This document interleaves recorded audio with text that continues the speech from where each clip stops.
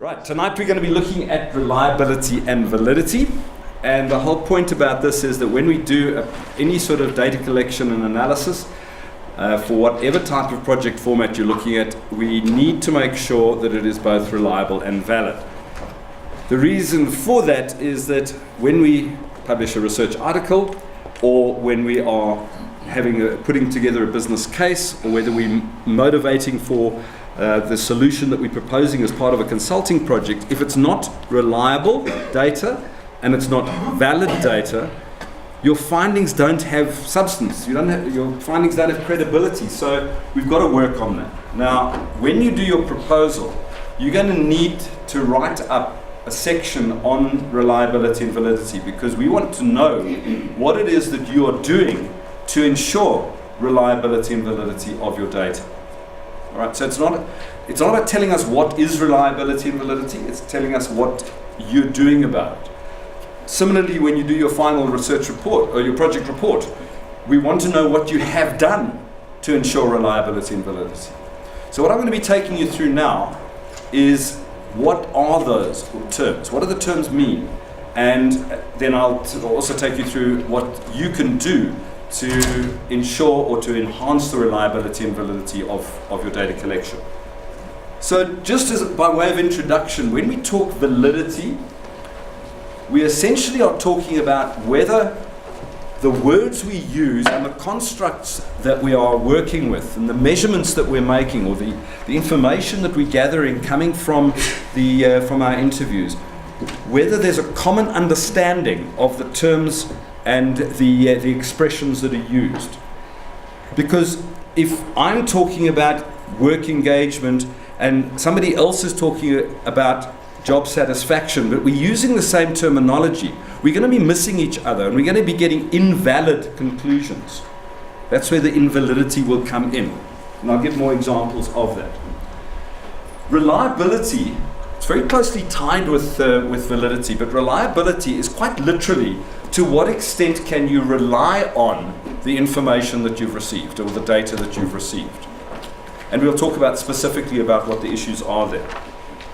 Now, it's quite plausible that one could have a measurement of something through a survey or questionnaire where you get a reliable, as in an accurate and precise measurement of something, but in fact you're not measuring quite what you thought you were measuring. And that would be a situation where you have some invalidity, some weak validity, even if you've got a high level of accuracy and precision.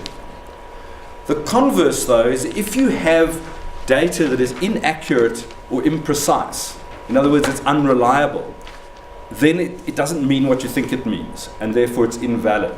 So the point being that if you have unreliability, you also then have invalidity of your data. So they're very closely related to one another.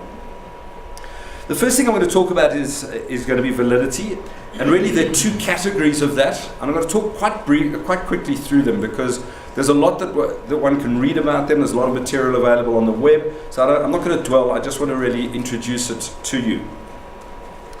External validity really talks to what extent your research findings are generalizable beyond the immediate scope of the research that you've carried out. So when we're doing quantitative studies, as you'll remember from the last session, we're using a sample of data and we're extrapolating or inferring results about the population.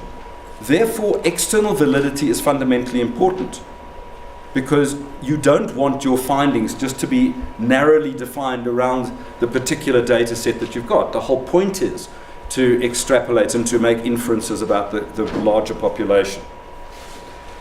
Some of you might well be doing some form of a case study, and that will, by definition, be very context specific.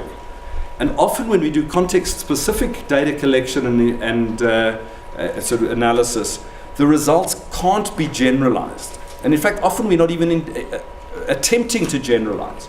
Now, I've suggested that probably has to do, if you're doing that type of work where it's context specific, you should probably be framing it as a consultancy report. Because anybody doing a research article where you're going to want to put it into the public domain as a published piece of work, you want it to be applicable to other people and other readers of that journal, and therefore you have to address the issue of external validity. So that's the concept there. It is important to address it. Now, you can't always achieve good external validity. If that's the case, you simply have to qualify it and say that external validity has not been investigated, or it cannot be confirmed, or words to that effect. So the question is, you've got to ask yourself the question, to what extent are my results generalizable and applicable outside of the specific research context? And of course, if you're doing a project report for a new business venture or social entrepreneurship, external validity almost doesn't apply, because you're not even attempting to generalize, because you want it around the specifics. Okay. So don't think that I'm covering it and that everybody has to do it. It might not be applicable to your particular project. You need to understand it in order to know whether it is or isn't applicable. Looking then at internal validity, there's a couple of different aspects of internal validity that we look at. This one, the content or face validity, has to do with when we are getting information or data about a particular topic, are we covering the topic in its totality? So if I were to talk about, and I'm using it often, I know the concept of work engagement, as I said, it's very topical. If by work engagement, I only then look at how engaged I am and enthusiastic I am with my job itself, then I'm not covering other aspects which the literature includes as work engagement. And that's going to be a problem, because other people are going to understand when I use the word work engagement that actually includes a whole lot of other things, such as my loyalty to the organization, the kind of alignment I have with management values and principles and so on. So there are other aspects of work engagement. So you need to make sure that when you talk about a topic, you're actually understanding it in the totality of it, not just one aspect of it. Does that make sense? Okay. And I think that applies in many situations, all right, that you need to understand what you're talking about. Is that subjective? So certain academics define certain concepts as opposed to others. So when you say we have to look at it in totality, is that exhaustive? Okay. So for employee engagement, for instance, some academics define it with like 5 principles, others define it with 7 principles. Yeah, but if you look at those, the different academics in their definitions, you'll probably find that the total scope is still very similar. The specific constructs within that might be different, but the total scope of it is probably very similar. So the question of alternative definitions of things does come up from time to time. And so what you need to address there is, which definition are you going to be following? All right. In some cases, you might need to actually discuss it in your literature review as to what is appropriate and what for your particular context. Yeah, so that would be my understanding. I would frame my research in my literature review, saying that this is what I've considered, and this is the framework in which I'm working, and these are the concepts that I'm working with. So if we define that up front in our literature review, that should be sufficient. Yeah, no, that should be fine. I'm talking now about once you actually get into the data side of things. All right. So you saying that you would have defined that up front, that this is going to be the definition that you're using, or the scope of it. You might have even addressed that right up front in your first chapter in the introduction, in terms of what is the scope of your project. You see. So it depends where it fits. Mostly we would put those definitions in the first section. All right. We would only put them in the second section, the literature review section, if there's some contestation around it, if there's some debate amongst academics that is relevant for you to unpack. But in most cases, the scoping goes in the first section. By measuring instruments, you're actually speaking about the methodology that you use, right, to conduct the research. Right. When I use the term, thanks for asking that. When I use the term measuring instrument, it might be a survey or questionnaire. It might be the interview process. It might be a semi-structured interview that I'm using. So these comments apply to all of, however you're gathering your data. But only the ones that you are using for your research, not necessarily Because if you say like a broad scope, or have you covered everything about the topic, I mean, I can only cover it to the extent of my methodology tools. No, but the point is that if you're looking at work engagement, your methodology tool must include the full scope of it. That's the whole point. If there are, let's say 5 different dimensions within work engagement, right? If you're talking work engagement, you can't only focus on 1 or 2 of them. If you're going to focus on 1 or 2 of them, then you mustn't refer to it as work engagement. You must refer to it as job commitment or strategic alignment or whatever those factors are. And that's the point, is that the terminology you use must be consistent with the literature and with the academic kind of field that you're working in.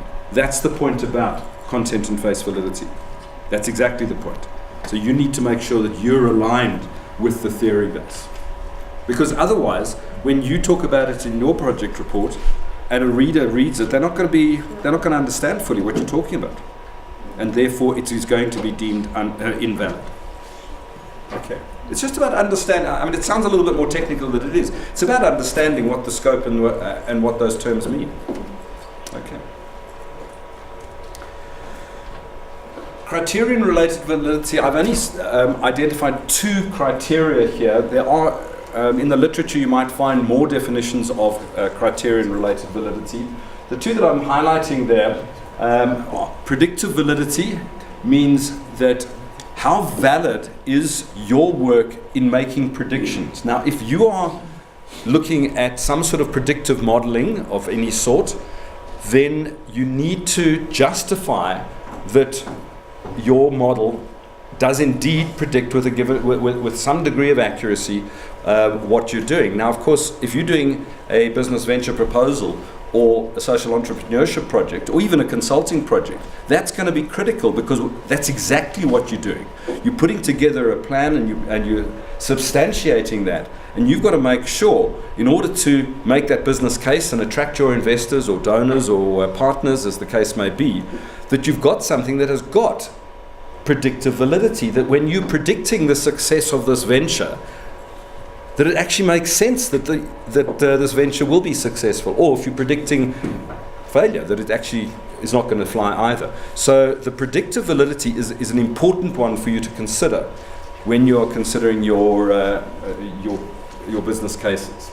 Concurrent validity is something where, if you don't have access to the particular data that you really want to work with, you end up having to use a proxy variable, then you need to be sure, you need to argue the case that the proxy variable that you're using is actually behaving the same way as the variable that you're really interested in.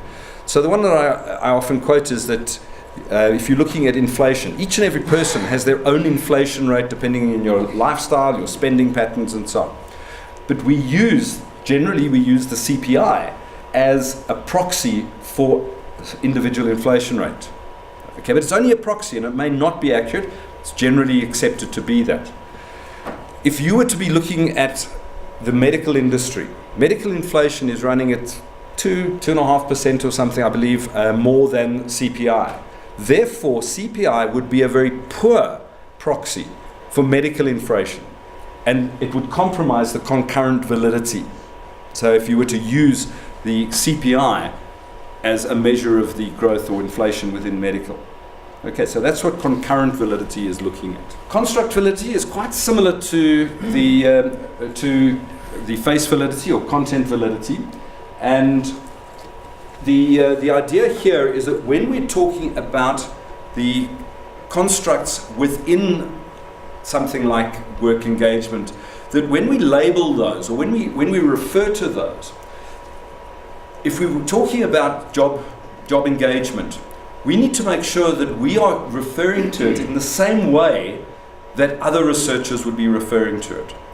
And we also, that would be convergent validity.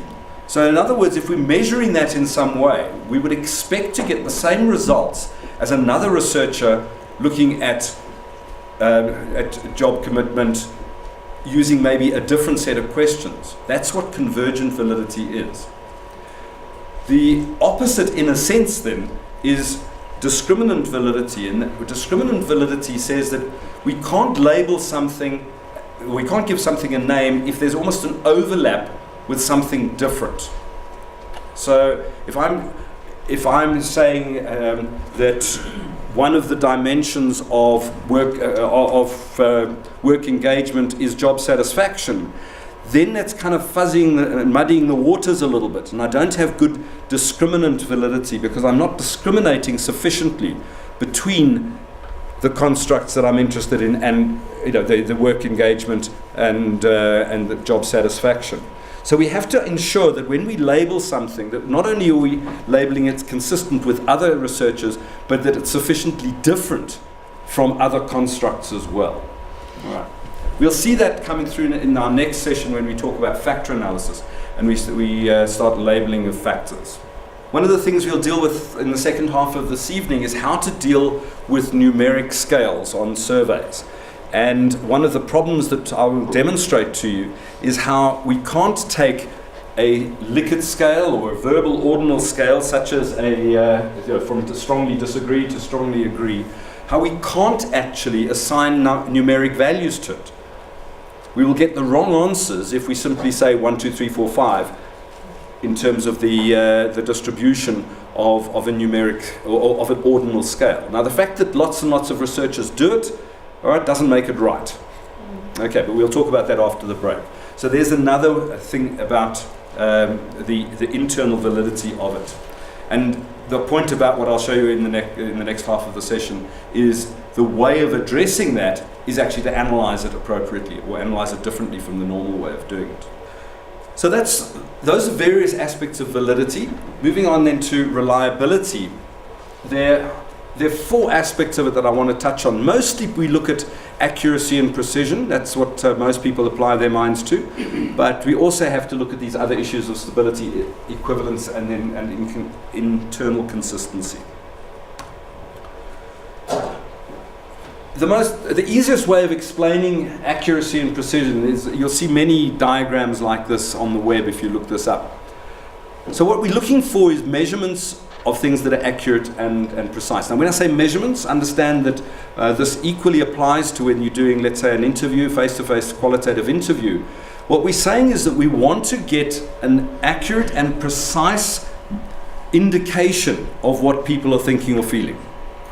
And remember I spoke about how when we are doing this interviewing or doing surveys, we're trying to get inside people's heads, and there's a filtering process, and we want to try and get past that filtering process, because that filtering process can contaminate our data. So if we've got accurate and precise measurements and readings, what that means is that there's no kind of offset or bias, no positivity or undue negativity, and that everybody that feels in a particular way will answer questions similarly or will use similar words to describe their perceptions or their attitudes or feelings towards something.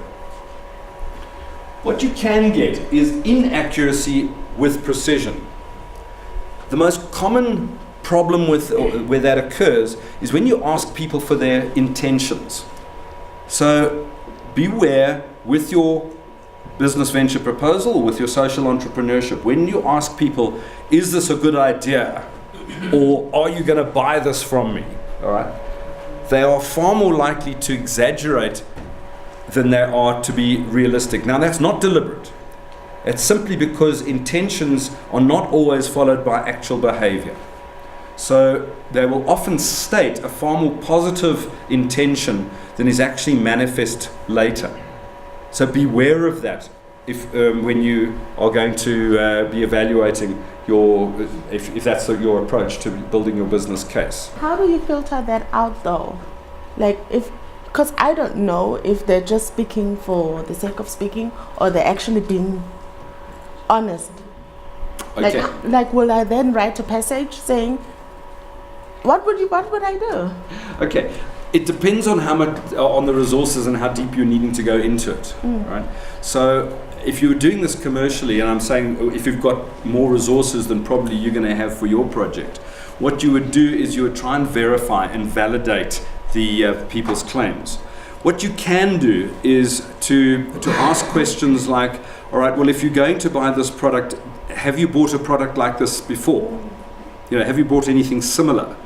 Or if it's a service, do you buy some of the things from other places? To try and get behind their intentions and try and get them to report on their actual behaviors. But realistically, it's going to be quite difficult sometimes. All right. But I'm just saying you need to give thought to it.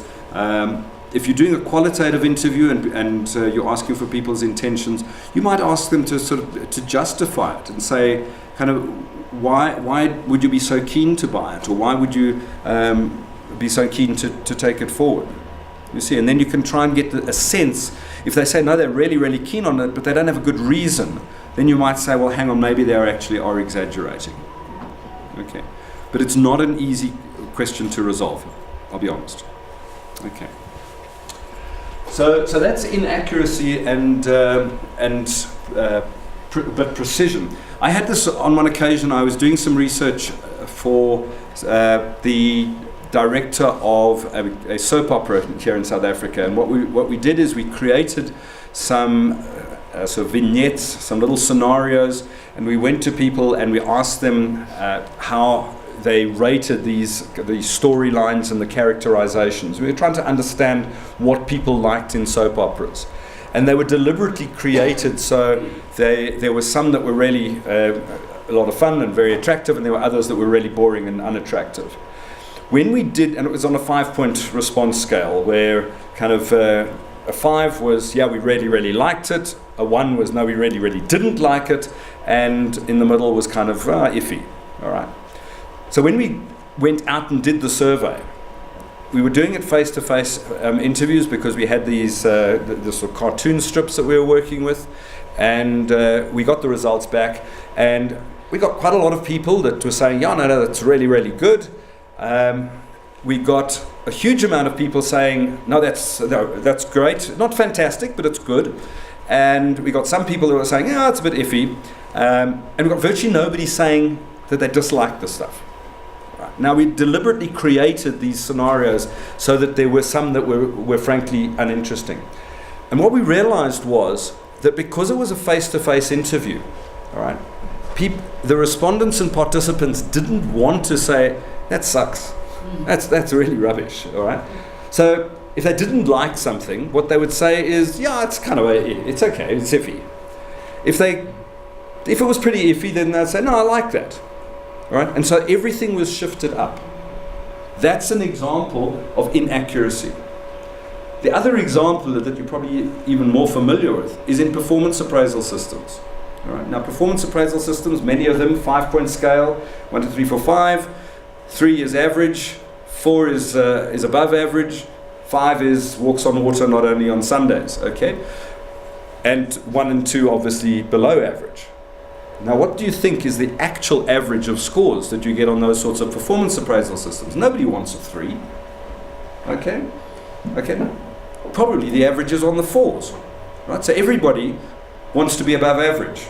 Now, just think about the how that is, how paradoxical that is. Right? So again, that average is in fact not average. So the whole scale is shifted positive. And that's an example of inaccuracy. If you're asking the question, do we adjust marks? Is that your question? No, that we know. Okay, so what is your question? All right. Do you adjust marks in a similar fashion? Okay, so what we're saying is that what the current approach is that we would not expect an entire class to get, let's say, upper seconds and firsts, right? That would be an inaccurate reflection of the performance of the class. But if you got it? Okay, if the class got it, the interpretation of that is that the evaluation was not at an appropriate level for an NQF level 9 qualification. Okay, because we know over a period of time there's a relatively stable, I say relatively stable because it's not absolutely, but a relatively stable level of intellect and competence of MBA students, cohort by cohort. I say relatively, all right? So if there's one that is substantially out, of that, it's likely that it's because it has not been evaluated appropriately. And therefore we try and correct for that inaccuracy. Both ways. All right. So what we're saying is that if the average mark comes in for an assignment of 55, then that's probably not an appropriate measurement, because that would mean that about 40% of students would have failed that assignment, given the normal spread of marks. And therefore that is not an accurate reflection of their ability. So it's related to this point in that way. Moving on then to the issue of imprecision, or something being imprecise. When we talk about that, the example here, you see that it's accurate in the sense that there's no shift or offset, but there's quite a wide spread. So that can happen if people express themselves differently. So one person, if they are quite excited about something, they might say, yeah, no, that's great. That's great. Another person who's excited about an idea or concept might say, that's fantastic, that's great. How do you know whether one is greater than or less than the other? They might be feeling the same way about it, but just express themselves differently. With quantitative data, some people, if I were to give you a scale from 0 to 10 to give you your satisfaction with something or other, some people, well, let's say with a whole lot of different things, some people will use the scale from 0, 1, 2, maybe up to 9 and 10. Other people will use a scale where they only use sort of 6, 7, or 8. Now, does that mean that they don't feel the same range, or is that because they're using the scale differently? And if they're using the scale differently, that can result in imprecise measurement. Okay. Now, normally the way we would get around that is to try and increase our sample size if we feel that there is any problems around that. Right. So those are the issues around accuracy and precision. Stability is where the same measurement instrument or the same tools are used over a period of time. And the question is then, do they measure the same thing now as they measured a year ago? And again, getting back to performance management systems, you can't necessarily guarantee that an average score across the organization of 4.01 is any less than next year's score of 4.04 just because there's a slight difference. It might be that people are using that scale differently. Only really comes about if you're doing a longitudinal study, which some of you might be doing, but unlikely, or if you're doing a replication study. Because if you're doing a replication study, the idea is that somebody's done some research previously and you're wanting to then replicate their study and compare your results to theirs. And if the instrument is not stable, then you're going to get a difference purely because of the passage of time or because of the context. And therefore, you cannot reliably make that comparison. Equivalence comes in where you are potentially gathering your data using different media or different channels of data collection. So where that would come in is if you were to do, let's say, paper-based surveys or telephonic interviews plus an online survey, where you're mixing the way you're collecting your data.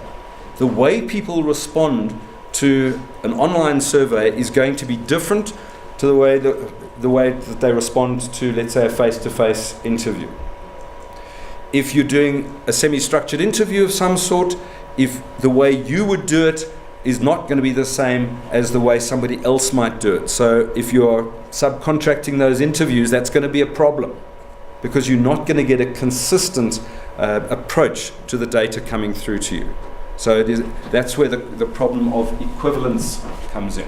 The internal consistency of a data set looks at where you've got a number of variables that are essentially measuring something very similar. We'll talk about that some more when we do factor analysis next session. But the idea here is that if you're measuring essentially the same thing, so if you're measuring a number of issues that are also have to do with job satisfaction, you would expect them to all be quite correlated if they're measuring the same underlying issue.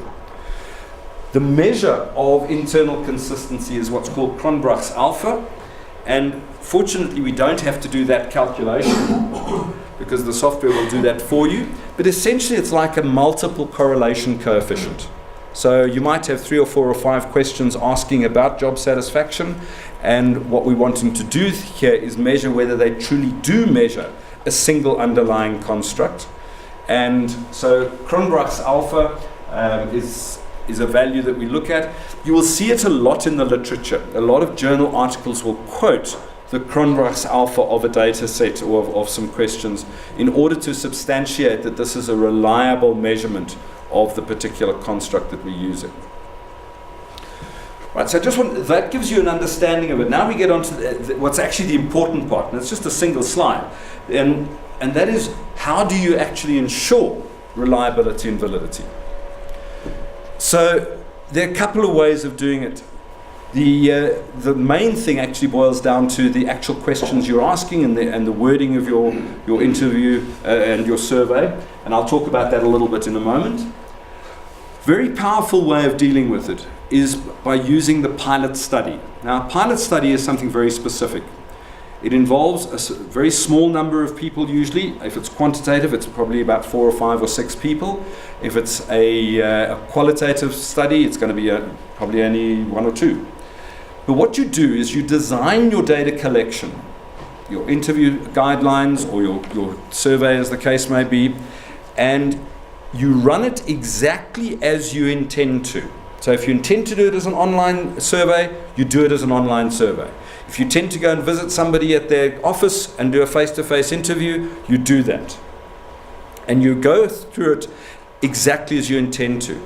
The important thing is that afterwards you debrief them, because what you're looking for is you're looking for whether your understanding is the same as theirs, and you're looking for whether their answers are accurate and precise in a sense. So what you will do is that you will ask them in the debriefing, you'll ask them, how did they understand that question? What do they mean by that? Can you give examples of why you said that? And that is to ensure that your understanding is the same as theirs. Would this small group of people be totally random? Or can it be subject matter experts in the constructs that you are studying? It has to be from the same sample frame as you're going to draw. All right, do you remember the sample frame slide that I spoke about? The reason is, let's say that you're using some specific terminology. We'll talk about it as a potential problem. So you're using jargon, all right? And you then go to subject matter experts. They're going to understand the jargon, but maybe your respondents won't. So you have to use people from the same sample frame that you intend to using for your final study. Otherwise, you're not going to get a valid pilot study. The example that I like to quote from my own experience was when I did my MBA. I was looking at participative management in organizations in South Africa. It was very topical at the time, and so I looked, as I would, through the literature, and there was a lot of literature, mostly coming out of Europe, which was talking about employee directors, so employee representation on the boards of directors. So I designed my survey and my survey instrument, and I asked a whole lot of questions, and some of those questions included questions about employee directors. When I debriefed my participants, they said to me, Anthony, what are you talking about, this employee director thing? You know, you've got the directors up there, you've got the employees down there. What do you mean? The concept of an employee sitting on the board of directors made no sense to people at that time. And had I asked questions about that, I would have got invalid answers, because people wouldn't have known how to answer that question, and therefore the results would not have been valid at all. So that's the sort of thing I'm talking about, and it could only have come out through the debriefing stage. All right. When you write up your research and your project, what you need to say if you've done that pilot study, and you need to be honest and say, well, the reason I changed the questions because of the pilot study. Why do you need to say that? It's not because you made a mistake initially. What you're disclosing that because so that the reader then can understand that you've actually done something to enhance the reliability and validity, and that's a good thing. All right, you want them to know that. You can use standardized questionnaires. So if you're doing, let's say, there are lots and lots of psychometric instruments around there. Myers-Briggs profiles is the one that I think you do at the beginning of your MBA. The trouble with those is that you're going to have to pay for them. If they've gone through a rigorous standardization process, it's expensive, and so you will be charged for it.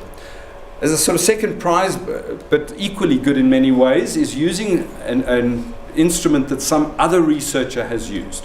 So basically taking somebody else's survey and their questions and using those. Why that's a good idea is that if they've written that up already, then there's already some understanding as to what the concepts are, what the meanings are. So already you've enhanced the validity of it.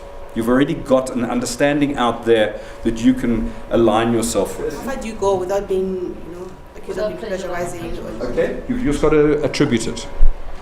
Okay, so using the questions as found in whatever, all right, and that's fine. Remember, you can't be accused of plagiarism if you attribute. So you change the questions, or do you take them as they are? Depending on the context. If you're using something out of America, then some of the questions might not be valid here in South Africa just because of the economy or socio-demographics, whatever. So you can certainly change them, but you can use them as is. Yep. But as I say, as long as you attribute it to the original source, then there's no problem. That's not plagiarism. Remember I said turn it in score. I'm not interested in the score that much. I'm interested in whether you've plagiarized. You see. So it might be that you end up with a high Turnitin score. Not a problem as long as you've attributed it properly. And so just to understand that, so you'd find a previous kind of research thesis and that their questionnaire makes sense to what you're studying. Yeah. You wouldn't look at their findings at all. You would just purely take their questions and use that. It depends. I mean, if you want to compare your results to theirs, that's fine. Oh, you certainly can do. If that's relevant to your topic, but you don't have to, no. Yeah, a replication study would be explicitly where you're wanting to compare it, all right? But it depends entirely on what you're doing. You don't necessarily have to know. Triangulation is another way that we can ensure validity and reliability, and that would be most likely in qualitative work where you are asking for the same information but in different ways. So you are checking out, in a way, the answers that you've received. And then the last one, and probably the simplest of them, is just examining the face validity. And what I mean by that is, do your results make sense?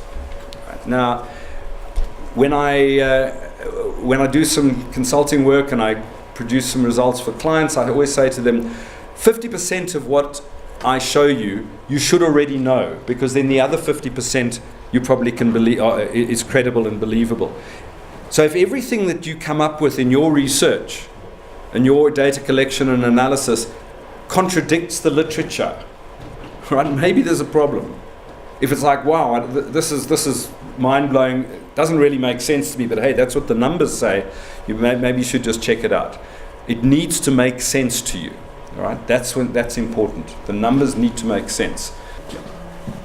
Right, so those are the sort of things that you can do to enhance the reliability and validity of your work, and that's what you should be thinking about. And as I'm talking, I'm hoping that you're actually kind of thinking, well, that's something that I maybe will do in my project when I do collect my data. Well, that's something I need to look at more. So that's the important thing, is what you've done about it, because that builds your business case if you're doing that. All right, or it substantiates your recommendations and findings if you're doing a consultancy report, or it enhances the reliability and validity of your article if you're doing a research article. So it's really, it is really important. Don't assume it. Indicate that you've applied your mind to it and that you've done something to enhance it. That was the first point on ensuring reliability and validity, and that's the actual design of your instrument has a huge amount to do with the reliability and the validity. So I'm just going to talk through that. It does talk to the qualitative interviews as well as the surveys and questionnaires. So we'll just go through that. The questionnaire sequence is important, or the question sequence that you use in interviews. I liken this process to a little bit like dating. All right.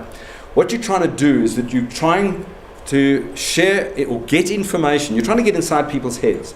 And in order to do that, in order for people to disclose information, they're going to have to trust you.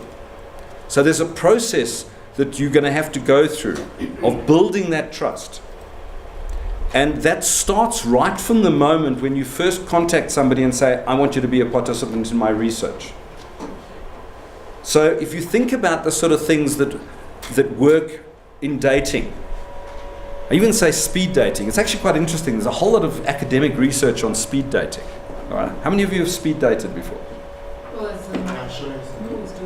They make us do it when, like, for work and stuff like that, so you can get to know, but not in real life. Okay. You know. I'm talking kind of. I asked the question in class this afternoon of the full-time class. What works for? What's the most effective way of sort of doing speed dating? And the answer came out: drink lots of alcohol, which didn't seem like it was entirely appropriate. But the point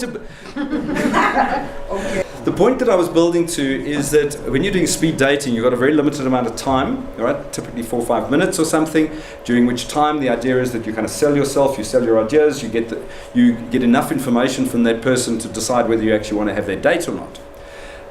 So the same concepts actually apply to when you're gathering data. So you need to put people at ease.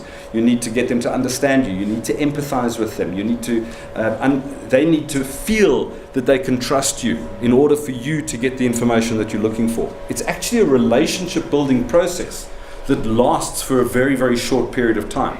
And I'm saying that even if it's an online survey, even if you're not actually face to face with the person, in order for them to answer your questions and to go right through the end, you want them to invest something in this process. They have to feel comfortable about doing it. So this process here of starting off with the easy questions, starting broad, narrowing it down, drilling down to it, leaving the tough questions towards the end, right? Those are the important things about how you structure your interview. You can't just go in there, dive in, and get the information you want. You've got to go through it mindfully in order for people to buy into that.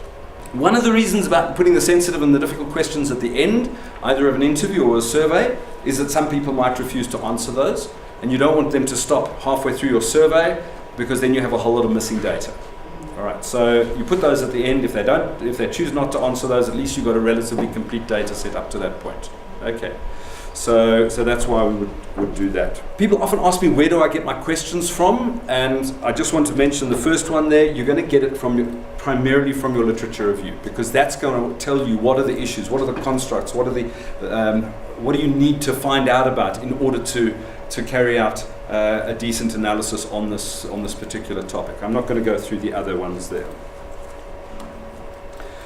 But these are the ones. This is almost a checklist as to what you can go through when you are designing your survey, or when you're putting together your interview guidelines.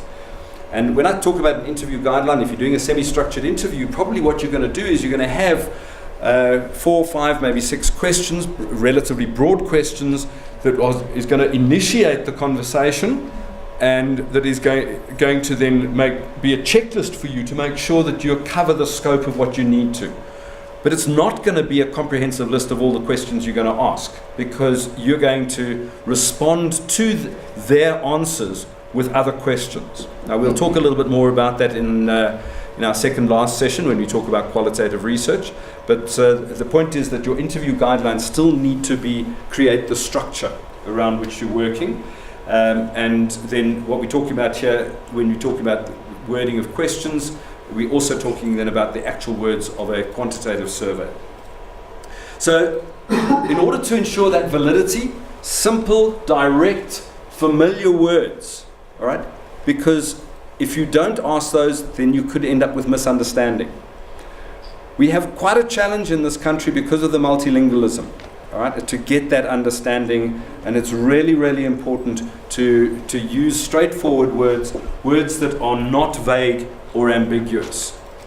All right, so you can't ask a question just as simple as how engaged do you feel at work? right? Because people are not going to understand exactly what you mean. You might understand it because you've read the literature, right? But you're going to have to ask much simpler questions because they're not going to understand the concept of work engagement necessarily.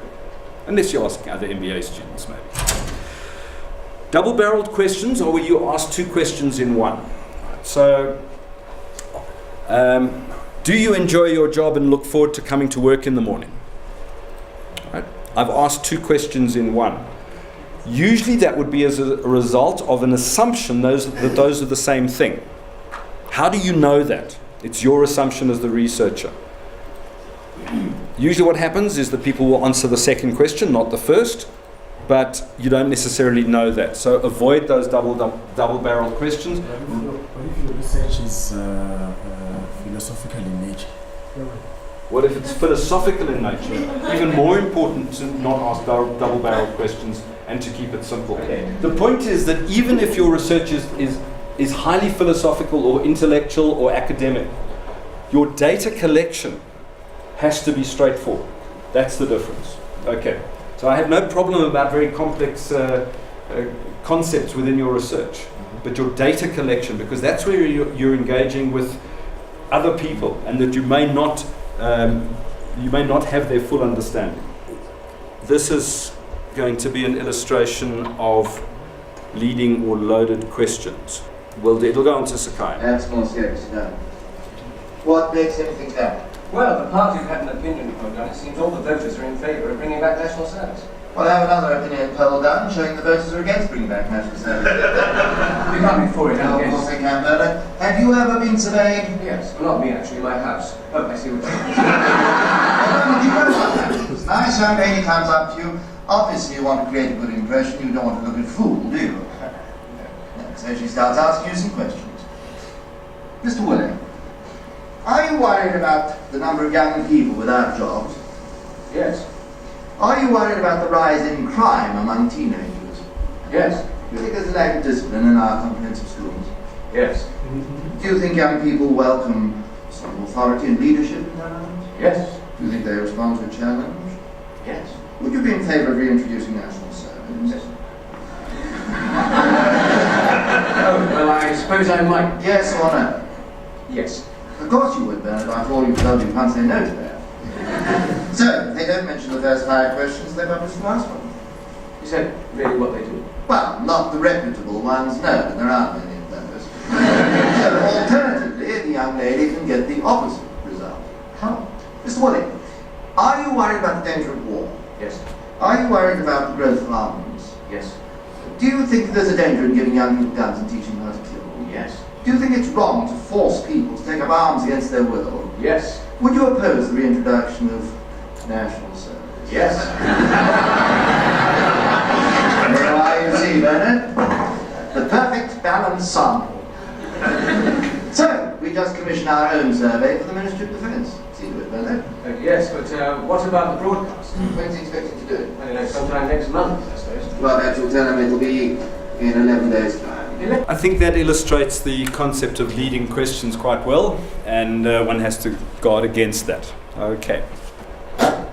Instructions that are potentially confusing this, particularly if you do paper-based surveys, then instructions about if you've answered yes to that question, then turn to page 3 and answer question 23B halfway down the page, otherwise turn back a page and rank order thing. I tell you, I've seen some surveys like that. You'll be surprised. Obviously with online surveys now, Qualtrics is a tool that we've got access to here at the university, and so it's a lot easier to do those sorts of surveys using the electronic online tools. When you ask questions, make sure that they're applicable to all participants, because what you don't want to have is a situation where you're asking people to answer a question or to respond to a statement and it's not applicable to them, so how are they going to answer it? Are they going to put it in the middle category? Well, the middle category of a Likert scale, by way of example, is neither agrees nor disagrees. Now, that is intended to be a specific response, a considered response. If you'd asked me 9 months ago if I agreed or disagreed with the student's position on fees must fall, right, I would have said I neither agree nor disagree with their position. And that's not because I was opting out. It was because after a lot of consideration and reflection on it, I didn't find that I could take a position either way. That's different from I don't know or not applicable. You see, so you want to make sure that your questions are worded in such a way that they are applicable to all your participants. Okay. Questions, are they of an appropriate length? If you're asking long questions, and this probably applies more, I guess, to the in-depth interviews, then if you have a long question, it's almost certainly going to be double-barreled, and it almost certainly means that you're not going to get a comprehensive answer to everything that you're trying to put in there. So again, keep it simple, keep it short.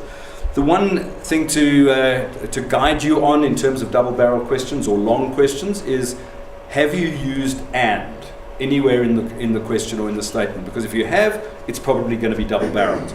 Quite simple. And then the last one, could any questions or statements be offensive to any of the groups, particularly demographic groups? So in some circumstances, demographic questions even can be offensive. Even questions of gender can be problematic depending on what your topic is. Some people might not want to answer the question as to whether they are male or female. I did a questionnaire. I was project managing data collection for an international company, and the questionnaire that they issued had a question on your employment status. And so they had part-time employed, full-time employed, contractor, housewife, disabled, boom, boom, boom. The implication being that if you were disabled, you weren't employable. By inserting then the disabled category under the employment, they were essentially saying that people who were disabled could not be employed, were unemployable. Now, that is potentially offensive to people with disabilities. Now, somebody did have a comment on that? Yeah, I was just saying, what if the disability question was for reasons of trying to meet certain numbers of employment? Then it needs to be a separate question rather than a question under employability. Because if I'm disabled, all right, and employed, where do I put my tick? Can you see? It is not about employability, and by putting disability under the category of employment, you're implying that if you're disabled, you don't fit into any other categories, and that's offensive. You see, so it wasn't intended, I'm sure, all right? And that's the problem, is that it can be unintended. One couldn't answer, I am employed and I have a disability. You see, that was the problem. So it can be quite offensive. All right. So in your ethics clearance form, you'll see that there's a question that is in there, is, are you asking any questions, typically demographic questions, that are not fundamental to your research? And if you are, you need to justify why you're doing that. And that's partly what this is about. All right? It's partly about not wanting to ask questions that have the potential to offend, and eliminating that. So as I say, it's an area that is getting kind of a little bit delicate, let's put it that way. The rest of this particular presentation looks at different scaling techniques. All right, so it's very strictly quantitative in nature. I'm not going to go through it. All right, so you can have a look at it. It will be on Sakai, but it just, as I say, it just gives you different options as to how you might choose to respond or to get information in a qualitative survey. Okay, and with that, I suggest we take a break.